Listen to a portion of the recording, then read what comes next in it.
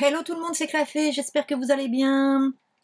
On se retrouve aujourd'hui pour un nouveau tutoriel dans le cadre du haul que je vous ai présenté il y a un petit moment sur le mini catalogue septembre-décembre 2023. Et aujourd'hui, je vais vous présenter ce que j'ai réalisé avec deux collections. Alors, flocon étincelant, donc pour lequel j'ai le set de tampons et la perforatrice. Et l'autre collection, il s'agit de la collection Aux douces nuits. Donc je vous la montre. Oups là, attention. Je n'ai que le papier de la série Brillant de mille feux. Le set de tampons et le set de matrice, je l'ai commandé. Alors, par rapport à la plupart des collections de papier chez Stampin' Up, vous avez deux types de collections. Vous avez des papiers de la série Design. Donc ceux-là, ce sont des papiers où on retrouve 12 papiers avec deux motifs de chaque. Et vous avez les papiers de la série Design et Spécialité. Alors, Spécialité, ils sont un peu différents puisqu'en règle générale, vous n'avez que 6 feuilles de papier dedans. Et souvent, c'est soit deux fois les mêmes, soit il n'y en a qu'une et vous avez un second qui est dans une autre couleur. C'est le cas pour cette collection que je vous présente, donc la collection Brillant de mille feux, donc que je vais vous montrer. En fait, dans cette collection, vous avez donc que 6 papiers, donc 3 dans les tons bleu doré. Alors, on va travailler aujourd'hui avec celui-ci, donc c'est pour ça que la feuille est coupée. Pour notre tuto. Donc voilà, les 3 là. Et vous avez les 3 identiques, mais dans un ton plutôt crème. Voilà. Donc c'est un petit peu différent de ce qui est d'habitude. Moi je les trouve très jolis, ils sont magnifiques, ils sont un petit peu feuilletés, brillants, ils sont super. Voilà. Donc aujourd'hui, on va travailler avec celui-ci. Alors c'est sûr que ça peut être embêtant si vous voulez faire un projet qui nécessite plusieurs feuilles du même design, il va falloir acheter plusieurs paquets. Donc on va travailler avec ceci. Et donc je vous montre le prototype. Donc on va faire un petit ballotin. Voilà. Un petit ballotin où en haut on va utiliser la perforatrice. Et pour la décoration, eh ben, on utilisera le set de flocons, le set de tampons flocons étincelants qui sont des tampons cuir. Voilà. Donc si vous êtes prêts à réaliser avec moi, eh ben, je vous invite à regarder la suite de la vidéo. Pour le tuto d'aujourd'hui, vous aurez besoin bien sûr de quoi couper votre papier en amont comme d'habitude. Il vous faudra ensuite une table à ranurer et son plioir, un cutter, une règle, un crayon de papier, une gomme et bien évidemment ce petit outil à embosser. Voilà. Alors si vous n'en avez pas, vous pouvez utiliser soit un pic à brochette en bois, soit un plioir mais assez fin au bout. Donc pas plus de choses. Pour la réalisation de ce ballotin, vous n'avez pas besoin de colle. La colle, si vous l'utilisez, ça sera uniquement pour la déco. Donc si après vous ne voulez pas la décorer, ce n'est pas un problème. Pour les fournitures, vous aurez besoin d'un carré de 25 cm. Alors, pour ce projet, je vous conseille de prendre plutôt un papier imprimé. Alors, il peut être recto verso. Là, sur cette série, ils ne sont que recto. Donc, c'est pas un problème. Il peut être recto verso. Évitez de prendre un papier avec un sens. Ça, c'est par contre le conseil que je vous donne. Il nous faudra bien sûr la perforatrice de la collection Flocons enneigés. Il nous faudra aussi le set de tampons pour la déco. Il vous faudra aussi un morceau de ruban. Donc là, je ne l'ai pas encore sorti. Mais au moment de l'utiliser, je vous donnerai les mesures de ce que nous aurons besoin. Et bien sûr, de quoi faire mon auto-tamponnage. Alors pour le moment, je n'ai pas encore décidé si je les ferai avec de l'encre, de la Versafine ou la poudre chauffante à coller, je ne sais pas encore. Je verrai, ça c'est sur la fin. Donc c'est parti, on va commencer par la première étape qui consiste à venir faire nos marques de plis. Dans notre carré, alors quel que soit le côté, puisqu'on a un carré, nous allons venir faire une première marque de pli à, alors je me mets correctement, voilà, à 10 cm.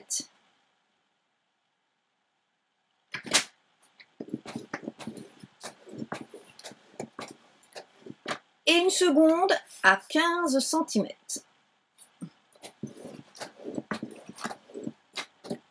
Ensuite, je tourne d'un quart de tour à gauche, à droite, ça n'a aucune importance. Et je refais exactement la même chose. 10 cm et 15 cm. Voilà. J'ai terminé avec mes marques de plis. Maintenant, je viens les écraser. Nous obtenons ceci. Maintenant, nous allons venir procéder à notre coupe. Et nous allons venir retirer ces 4 carrés. Alors, vous allez me dire, ça fait beaucoup de pertes. Oui, mais attention, je vous ai proposé aussi, dans le cadre de ce haul, cette carte. Et pour cette carte, si vous vous souvenez bien, nous avions besoin de 1, 2, 3, 4 morceaux de 10 cm. Donc là, c'est exactement ce que nous avons. Nous avons des carrés de 10 cm. Donc ce sont des carrés que vous pourrez facilement recycler dans une carte de ce type ou une carte beaucoup plus simple. Donc ne vous inquiétez pas. Donc maintenant, je vais prendre ma règle et mon cutter. Et je vais venir... Alors, vous pouvez le faire au ciseau si vous le désirez. Moi, je trouve que au ciseau, c'est moins propre. Alors, je vais mettre un petit peu de lumière pour me voir, voilà. Et vous pouvez aussi, si vous préférez, le faire avec votre table à ranurer si elle a un... si elle coupe aussi.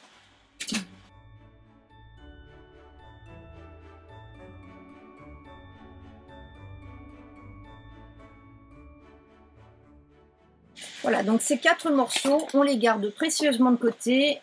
On pourra facilement faire quelque chose. Je vous montrerai ce que j'en aurais fait sur mes comptes de réseaux sociaux. Donc voici ce qu'on obtient. Donc une croix. Maintenant, on va venir prendre notre perforatrice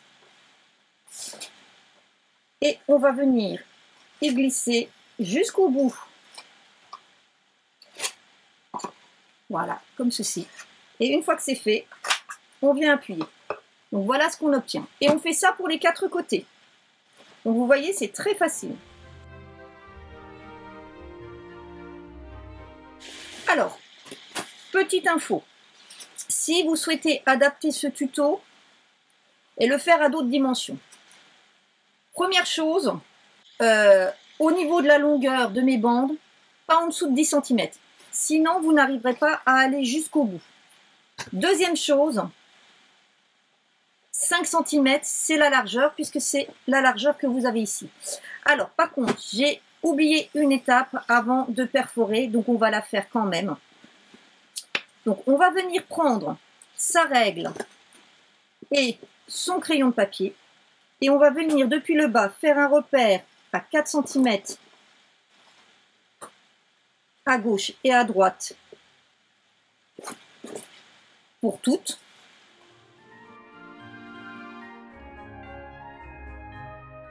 Et ici, on va venir chercher 2,5, la moitié. Alors ça, on aurait dû le faire avant. Donc si jamais vous regardez cette vidéo en replay, vous faites ça avant de perforer. Maintenant, je prends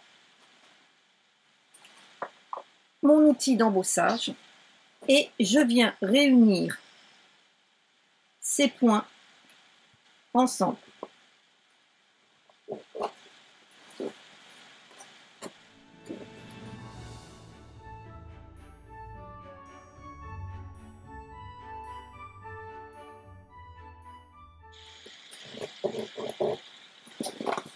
Voilà, maintenant que c'est fait, je prends ma gomme et je viens gommer mes petits repères. Je viens maintenant plier vers l'extérieur les plis que je viens de faire. Je viens donc faire ceci.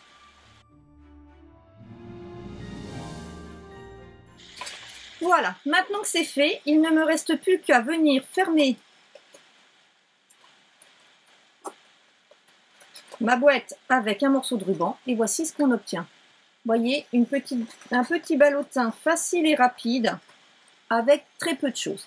Donc, je vais chercher mon ruban et je vous reprends tout de suite après. Alors, avant de venir fermer avec mon ruban, je vais venir ici donner un petit coup pour faire un petit effet bombé.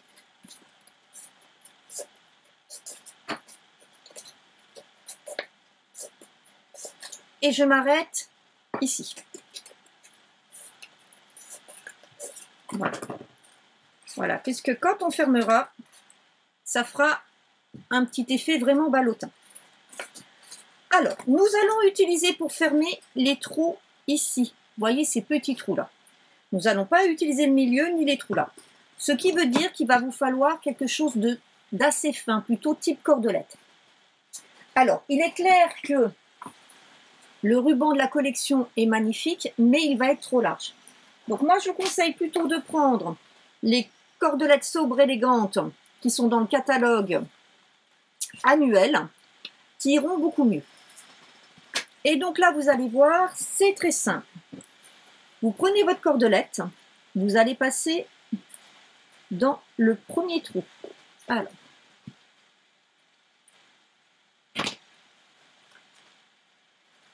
donc comme je vous ai dit, c'était le petit trou là.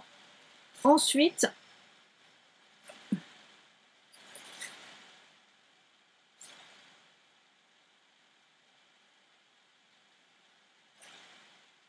vous passez dans celui à côté.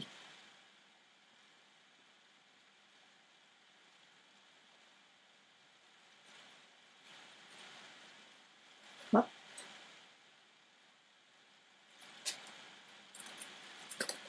Hop. Hop, quelque chose d'assez simple. Et là, pour le dernier,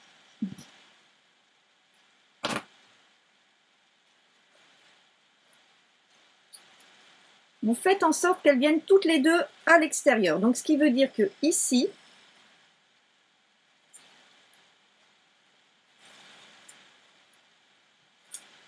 voilà. Alors, vous n'avez pas besoin d'un très très grand morceau de cordelette, mais pour pouvoir être à l'aise pour travailler, je vous conseille de prendre un bon morceau quand même. Alors c'est sûr que vous allez avoir de la perte, donc si c'est du Stampin' Up, essayez de prendre au mieux. Moi là c'est pas du Stampin' Up, hein, j'avais déjà de la cordelette. En fait j'ai un très très gros stock de ruban cordelette que j'ai acquis bien avant de rentrer chez Stampin' Up, donc pour l'instant je l'utilise. Et voici.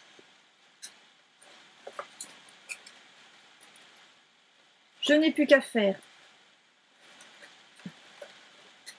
mon flot.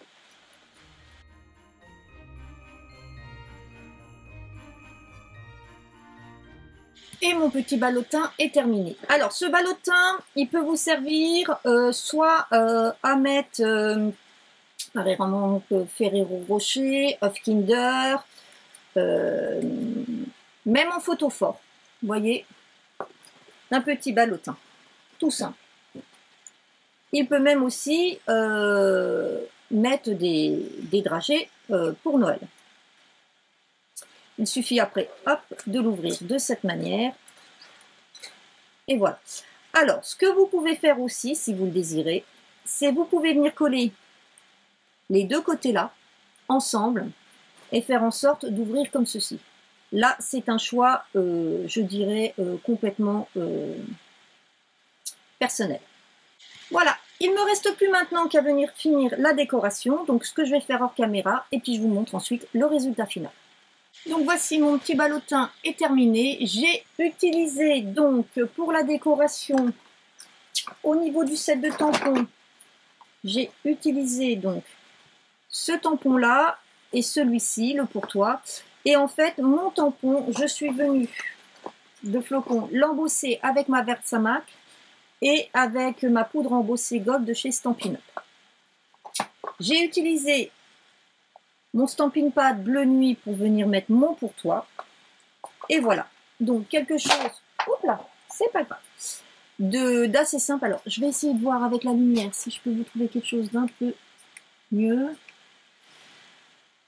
Moins. Voilà, vous voyez quand même beaucoup mieux là l'effet avec l'embossage. Voilà. Donc vous voyez quelque chose de très très simple. Alors, qui en fonction des papiers que vous pouvez mettre, peuvent se décliner pour plein d'occasions, mariage, baptême, Pâques, enfin voilà.